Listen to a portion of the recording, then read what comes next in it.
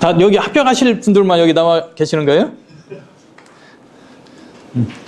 시험 보신 분들 다 곡소리 내고 있던데. 근데 그 시험이라는 게 다 마찬가지예요. 여기 계신 분들이 어렵잖아요.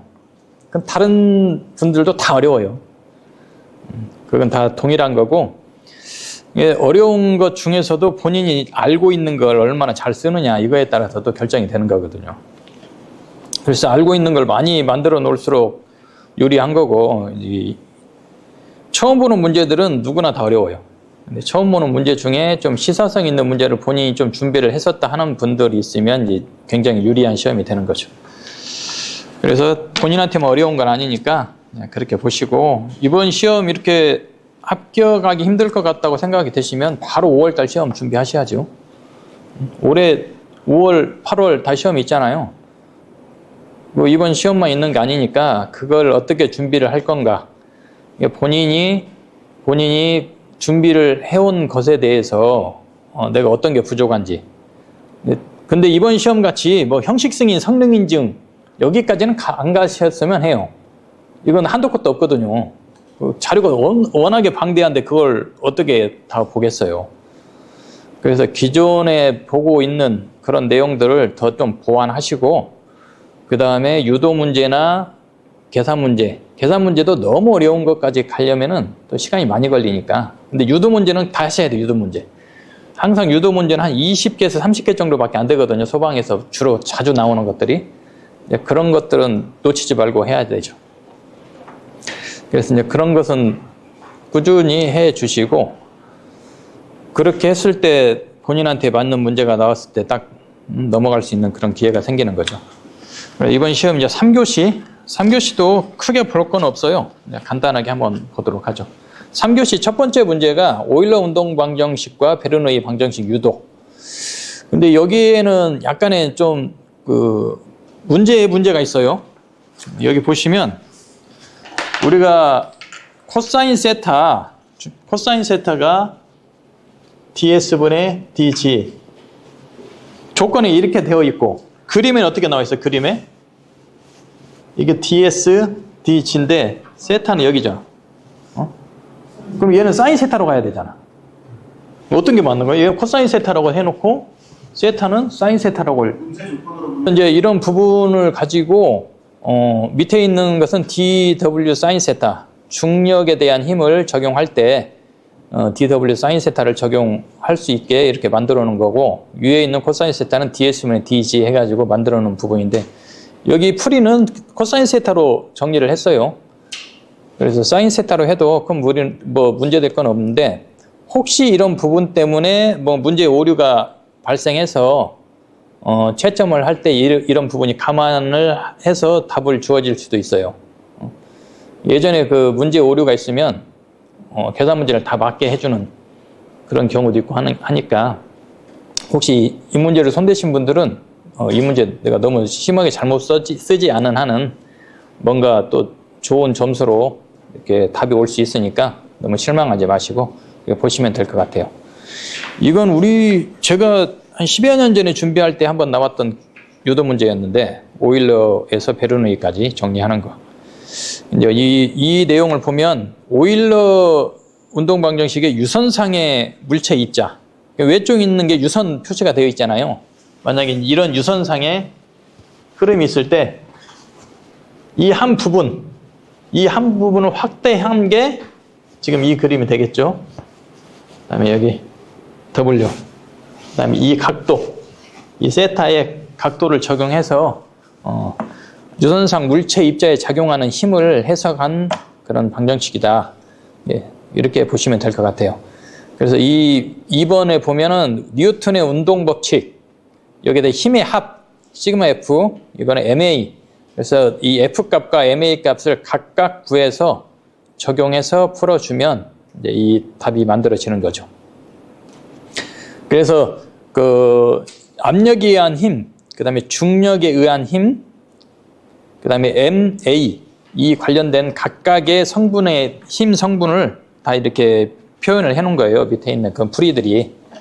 그래서 이 풀이들대로 그대로 적용해서 계산하면 큰 무리 없이 풀이가 완성이 됩니다. 그 다음 페이지는 우리가 많이 보던 베르누이 방정식으로 이제 연결이 되는 건데, 그 동그라미 2번에 양변을 DA로 나누고 각식을 정리하면 그렇게 되어 있는데, DS는 다 이게 삭제가 되잖아요. 이 동그라미 1번 정리 화면에서 보면. DS와 DS는 삭제가 되고 공통으로 들어있는 게 DA거든요. DA. 면적에 관련된 부분. 이 부분은 동시에 다 나눠주게 되면은, 이 부분이 다 정리가 되는 거죠. 그렇게 해서 나온 식이 DP, ρG, DG, ρV, DV. 이 식이 나오는 거고, 이걸 감마로 나눠도 되고, 밑에 베르누이 방정식. 나누지 않고 적분을 해서 나중에 그 감마를 적용해줘도 돼요. 그러면 어차피 똑같은 공식식이 나옵니다. 그래서 이런 식으로 수두로 이렇게 표현이 된 베르누이 방정식이 만들어지는 거죠. 근데 여기까지는 보통 유도식 관련된 그 책에 교재에 다 나와 있어요. 밑에 있는 물리적 의미, 이 부분이 이제 좀 새로운 부분이라고 보시면 되죠. 우리가 이제 인터넷이나 이런 데 다 검색을 해보면 이 물리적 의미를 이런 식으로 좀 표현을 각각 나눠서 해놨어요. 그래서 물리적 의미는 에너지 보존의 법칙이다. 에너지 보존의 법칙인데, 이제 에너지로만 표현을 해도 상관이 없는데, 우리가 베르누이 방정식 하면 보통 에너지로도 표현하고 수드로도 표현하고 압력으로도 표현을 하게 되잖아요. 이런 부분까지 조금 추가를 해주면 더 좋지 않을까, 이런 생각이 드는 거고, 각 항의 물리적 의미 하면 각 항들, 속도 수도, 압력 수도, 위치 수도에 대한 그 의미가 뭐냐, 그걸 간략하게 설명을 해달라, 이런 문제였죠. 그래서 속도 수도는 속도와 관련된 거고, 속도가 빨라지면 에너지가 증가를 하는데, 이 속도 수도에 대해서 에너지가 증가한 대신에 나머지 에너지들은 다 감소를 하게 되겠죠. 그래서 전체 에너지 합은 동일해진다, 이런 의미를 가지고 있다고 보면 되겠습니다. 근데 여기에 보면 속도 수도, 압력 수도, 위치 수도, 얘는 이제 유체, 물에 해당할 때는 이런 세 가지 조건을 만족하는 그런 식을 써주면 되는 거고, 기체에서는 뭐가 하나 빠지죠? 응? 기체는 위치가 없죠, 위치. 응? 지상 1m고 지상 100m고 우리 낙차에 대한 그런 수도가 표현이 되나요, 기체는? 기체는 되지 않잖아요. 그래서 여기에서 보면 기체의 경우는 낙차, 위치 에너지는 무시할 수 있고 나머지 정압과 동압만 가지고 적용을 할 수 있다. 이런 식으로 해서 각 항의 물리적 의미, 물이냐 기체이냐 이거에 따라서 약간의 차이가 있는 부분, 이런 부분까지 간략하게 좀 설명을 해주면 될 것 같아요. 근데 문제 2번에 여기는 이제 공동연산과 연결이 되는 그런 부분으로 해석을 해야 되는 거겠죠. 소화 펌프 주변 배관에 대한 다음 사항 설명하시오 되어 있는데, 처음에 유효 흡입 수도 NPSH AV잖아요. AV와 RE의 그런 가장 큰 차이점은, AV는 펌프가 설치된 주변의 여건. 주변 여건이 어떠냐? 펌프가 수조보다 높냐 낮냐? 응? 아니면 흡입 배관의 길이가 얼마나 기냐? 흡입 배관의 광경이 어느 정도 되느냐? 이게 펌프가 설치된 그 주변 여건에 의해서 영향을 받는 거고, NPSH RE는 펌프 자체적인 특성, 펌프가 성능이 얼마나 좋느냐, 이건 진공도를 의미하는 거죠. 진공도가 어느 정도나 주어지느냐, 이거에 따라서 영향을 미치는데, 여기에서 물어보는 건 유효 흡입수도, 펌프가 설치된 주변 여건에 영향을 받는 게 뭐냐, 그걸 물어보는 거죠. 그러면 NPSH AV 유효 흡입수도는 뭐냐? 대기압 플러스 마이너스 낙차, 마찰 손실, 증기압, 이런 부분에서 구성이 되어지는 거고, 여기 영향을 미치는 요인은 바로 펌프 설치 위치가 굉장히 중요하겠죠. 펌프 설치 위치가 수조보다 너무 높으면 흡입할 수 있는 여건이 굉장히 불리해지죠. 그래서 그런 부분들. 그 다음에 흡입 배관의 마찰 손실. 배관의 마찰 손실이 또 굉장히 중요하죠. 배관의 마찰 손실이 크면 클수록 흡입할 수 있는 여유가 굉장히 줄어들죠. 그 다음에 우리가 이제 포화 증기압. 온도가 높으면 높을수록 또 포화 증기압 관련된 내용이 영향을 받으니까 이런 부분이 영향을 미친다. 유효 흡입 수도에. 관련된 공식 그대로 풀어주면 되는 거였어요. 그 다음에 소화 펌프 흡입 측 손실 수도 발생 원인. 손실이 발생하는 원인이죠. 손실이. 흡입 측에서 왜 손실이 발생할까? 일단 낙차가 차이가 많이 날수록 손실이 많이 발생하는 거잖아요. 그 다음에 흡입 배관의 특성. 아까 말했던 그 배관의 고유 성질. 배관이 얼마나 매끄럽냐. 이건 조도하고 관련이 되는 거고, 관경이 얼마나 크냐 작냐. 그 다음에 배관의 길이가 얼마나 길고 짧냐. 이런 부분들이 다 영향을 받는 거죠. 그래서 흡입, 손실이 발생하는 원인들을 보면 흡입 배관의 특성에 영향을 받는데, 여기에는 이제 달시식이 딱 하나 들어가 주면 설명하기가 훨씬 편하죠. 그 다음에 수온이 높냐 낮냐 이런 부분도 손실에 영향을 준다. 이런 이제 발생 원인들 좀 적용을 해주고, 그러면 손실이 펌프에 어떤 영향을 미치느냐 그걸 또 물어본 거잖아요. 흡입 측에 발생하는 손실이 펌프에 영향을 미치는 그런 부분이 뭐냐. 일단 공동현상이 발생할 수 있다. 발생할 그러한 조건은 MPSH R가 AV보다 클 때 이렇게 발생할 수 있는 그런 부분이 있고, 손실 수도가 클수록 공동현상에 의해 펌프의 흡입이 곤란해질 수 있고, 공동현상에 의한 영향은 어떤 영향을 미치느냐. 공동현상 발생의 문제점이죠, 이게. 그래서 소음, 진동, 뭐 효율 곡선이 떨어지고 양전 곡선 떨어지고 기세에 대한 침식 이런 부분들이 발생할 수 있다. 그러면 이제 이런 공동현상 흡입 측의 손실이 적게 만들어야 되는 그런 부분들이 있을 수 있고, 그 다음에 이제 나와 있던 문제가 실무에서 소화펌프 흡입 측 배관 막힘 여부를 확인하는 방법이 뭐냐. 이거 흡입 배관이 왜 막혀 있을까? 우리 개통도 하나 그릴 수 있으면 뭐 답은 다 바로 나오죠. 흡입 배관 개통도 보면 흡밸브, 그 다음에 스트레이너, 그다음에 개폐 밸브 들어가 있는 이런 부분에 이상이 없으면 막힐 일이 없어요. 그래서 이런 부분에 이상이 있을 때 막힘이 발생한다. 그걸 전제로 풀어주면 되죠. 이런 막힘 현상이 발생했을 때 펌프 성능 시험을 하면 어떤 일이 벌어지느냐. 해본 분들은 알아요. 펌프 토출 압력이 안 나와요. 방수량도 부족하고. 그래서 이제 뭐 토출 압력이나 방수량이 부족하면 꼭 막힘 현상이 의해서만 있는 건 아니고, 우리 거기 Y델타 기동을 만약에 한다고 할 때 그 기동하는 결선이 잘못돼도 그런 현상이 벌어져요.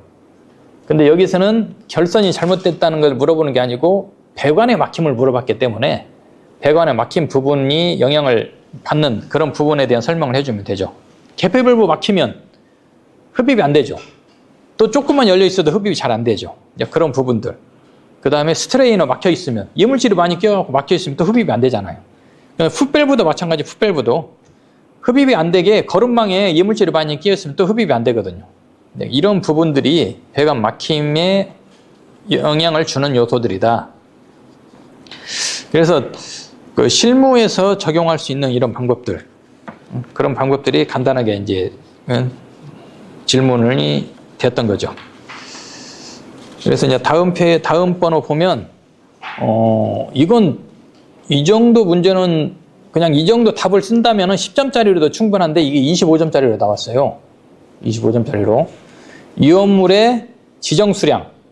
그럼 여기는 이제 지정수량이 뭐고 배수 계산 어떻게 한다 이것만 나왔는데, 실질적으로 이걸 좀 길게 쓰려면 지정수량이라는 게 뭐냐, 이런 거에 대한 언급, 그런 개념적으로 접근하는 게 좋고, 지정수량에 대한 것을 어떻게 적용을 하고 있느냐. 지정수량에 따른 뭐 소방시설 같은 걸 더 추가로 해주면 더 훨씬 좋은 점수를 받겠죠. 근데 기본적으로 여기에 있는 배수 계산, 얘는 기본적으로 해줘야 되는 부분이고. 근데 의외로 이걸 많이 틀렸어요. 주변에 있는 사람들 보니까.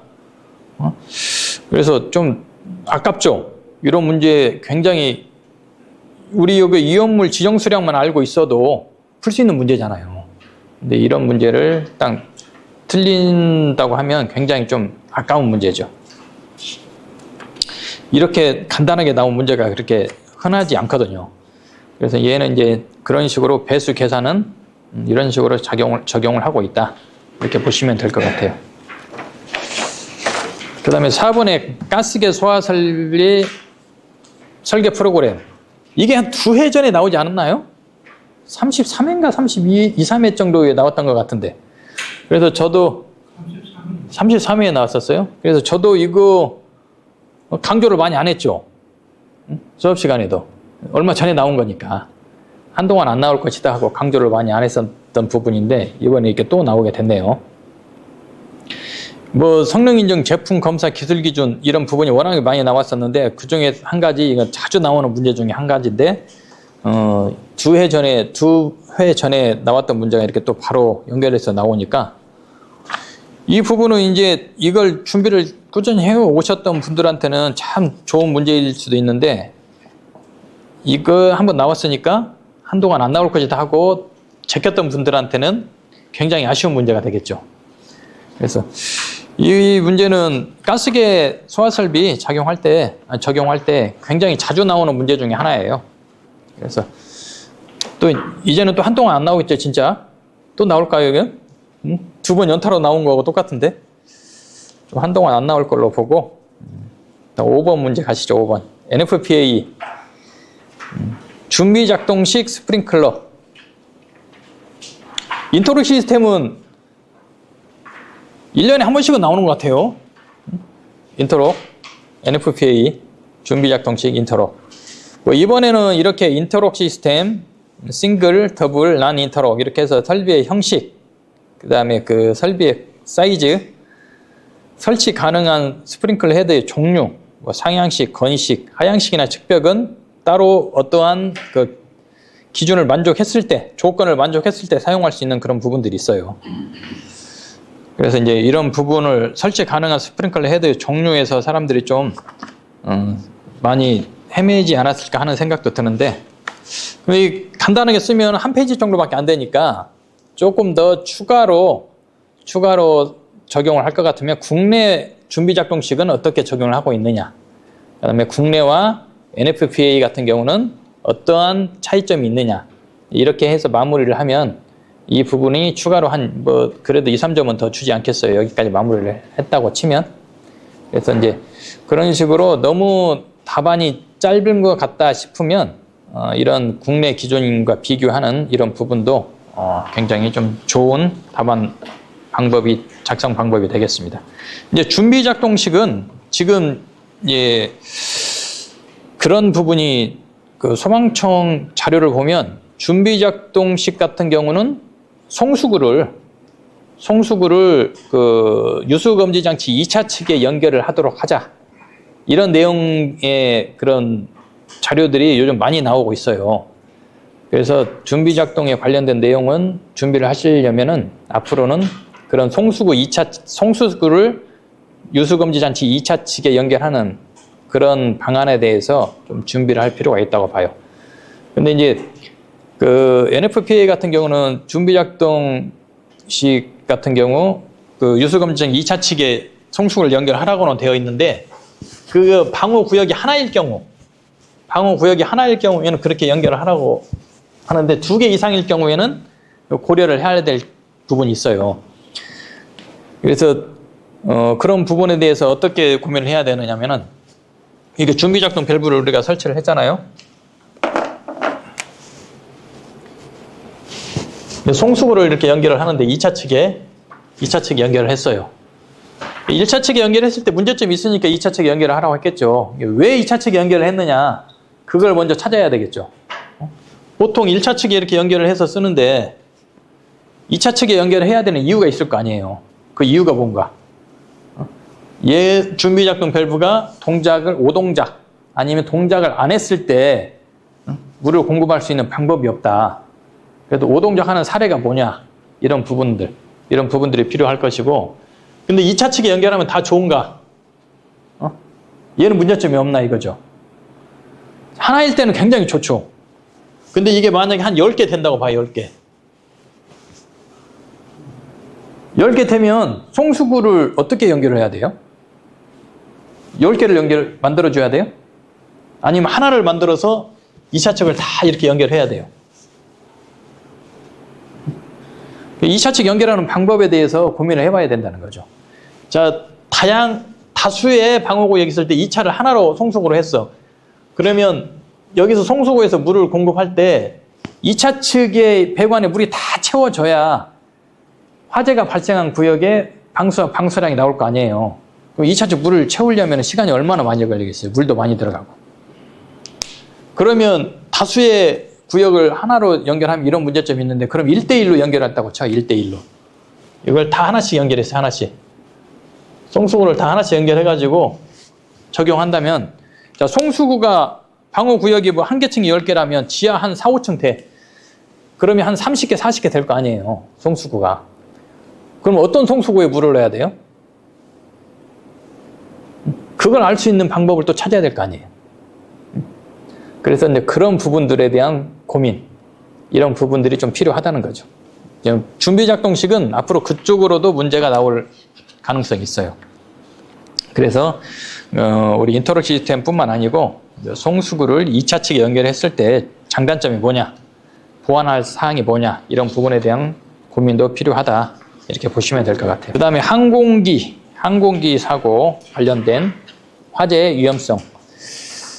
이 자료를 찾아보니까 화재보험협회 방조야 보험 2009년 2월자 자료에 이게 구분이 돼서 나오더라고요. 그래서 항공기 부위별 화재 위험해서 동체나 날개, 엔진, 랜딩 기어, 항공기 내부 관련해서 어떠한 화재 위험성들이 있는가. 날개나 엔진 부분에서 화재 발생하면 이게 지상에 있을 때야 큰 소화 활동을 할 수 있는 여건이 되지만 하늘을 날고 있는데 불났으면 어떻게 해야 돼, 이거? 답 없지, 답 없어. 그래서 이제 그런 부분에 대한 화재가 발생할 우려가 있다. 이걸 지금 항공기 부위별 화재 위험을 분석해 놓은 거고, 소화 설비는 밑에 내용 보면 엔진은 굉장히 가장 중요한 부분이죠. 엔진에 화재가 발생했을 때 매뉴얼이 있더라고, 매뉴얼이. 간단하게 지금 정리한 건데, 각 연료 공급 밸브를 일단 차단하는 그러한 방식을 먼저 하고, 그 다음에 이제 가스계 소화약제 적용해서 소화를 하는 그런 시스템으로 되어 있어요. 그 다음에 이제 화물용 항공기 같은 경우는 화물실 등급을 AS 2등급 5개 등급으로 나눠서 각 등급마다 탐지 설비나 소화 설비를 적용하는 그런 방식들이 있어요. 근데 뭐 이걸 제가 이렇게 자세히 쓸 수도 있었는데 왜 안 썼느냐면은 항공기 내부에 우리가 소방 시설에 관련해서 우리가 소방 쪽에서 점검을 할 수가 있나요? 소방 시설 관리사 이런 사람들이 점검할 대상물이 되지는 않잖아요. 우리가 할 수 있는 건 항공기 경납고, 그런 부분은 우리 포소화 설비 적용을 하고 있잖아요. 그런 부분이라고 하면 좀 더 자세히 썼을 텐데, 이 항공기 자체 내에 있는 소화 설비에 관련해서는 좀 우리가 거기까지 접근하기에는 무리가 있지 않나, 이런 생각이 들더라고요.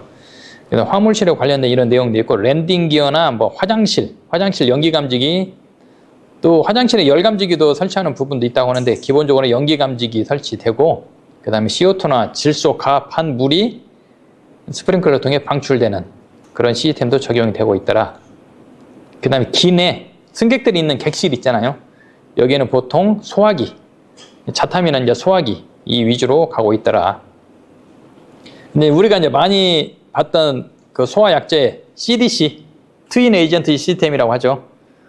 항공기 불시착했을 때 소화약제, 분말하고 수성마코 적용한 그런 소화약제를 적용하는 부분도 있고, 그 다음에 이제 우리한테 직접 연관이 있는 항공기 경납고, 여기에는 포소화 설비를 이렇게 적용하고 있다.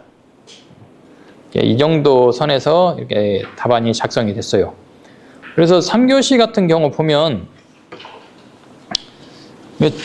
이 가스계나 아니면 준비작동, 위험물의 계산, 그 다음에 기계실 소화펌프 주변 배관에 대한 사항, 이런 부분 정도 하면은 뭐 4-5개 정도는 좀 고르기 괜찮지 않았을까.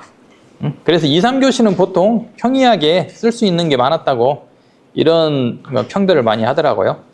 1교시에 많이 힘들었고 4교시에도 좀 손댈 수 있는 게 적었다, 이런 평들을 많이 하시는데, 여하튼 이제 시험은 끝났고 5월 시험 앞으로 90일 정도 남았나요? 5월 시험 잘 준비하셔가지고 5월에 또 승부를 걸 수 있는 부분이 있으면 승부를 걸어야죠. 그래서 그 시험을 못 봤어도 다른 사람도 다 못 봤을 거예요. 그렇게 생각하시고 5월 시험 열심히 준비하셔서 좋은 결과 만들어내시길 바라겠습니다. 예, 오늘도 이렇게 또 열심히 나와서 시험 강평 듣느라고 고생하셨고요. 화이팅 하십시오.